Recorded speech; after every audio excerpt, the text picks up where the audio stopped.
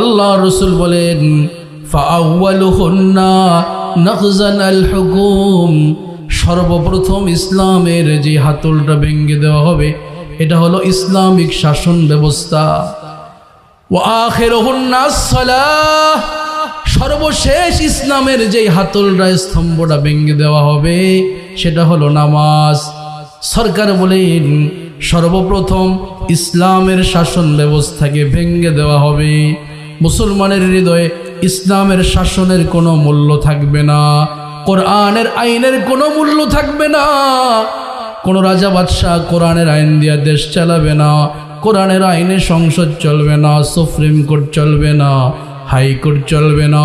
অথচ আমার আল্লাহ কোরআনে কারীমের মধ্যে সূরা আল মাইদা 5 নম্বর সূরার 44 নম্বর আয়াতে বলছেন, ওমান লাম ইয়াহকুম বিমা আনজালাল্লাহ ফাউলাইকা হুমুল কাফিরুন।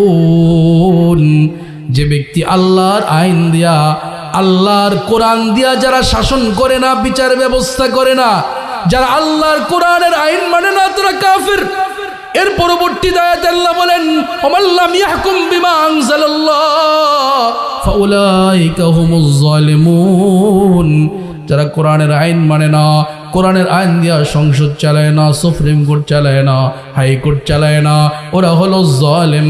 এরপরে আমার আল্লাহ বলেন ওমান লাম ইয়াহকুম বিমা আনজালাল্লাহ ফাউলাইকা হুমুল ফাসিকুন।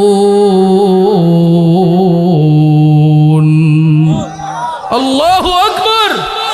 সূরা মায়েদা 4 নম্বর সূরা 44, 45 এবং 47 নম্বর আয়াতে আল্লাহ তাআলা এক একটা কথাকে 3 বার রিপিট করছেন।